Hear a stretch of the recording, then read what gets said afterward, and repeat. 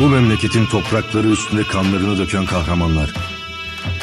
Burada bir dost vatanın toprağındasınız. Huzur ve sessizlik içinde uyuyunuz. Sizler Mehmetçiklerle yan yana koyun koyunasınız. Uzak diyarlardan evlatlarını harbe gönderen analar, gözyaşlarınızı dindiriniz. Evlatlarınız bizim bağrımızdadır. Huzur içindedirler ve huzur içinde rahat uyuyacaklardır. Onlar bu toprakta canlarını verdikten sonra artık bizim evlatlarımız olmuşlar. Çanakkale içinde aynalı çarşı, Çanakkale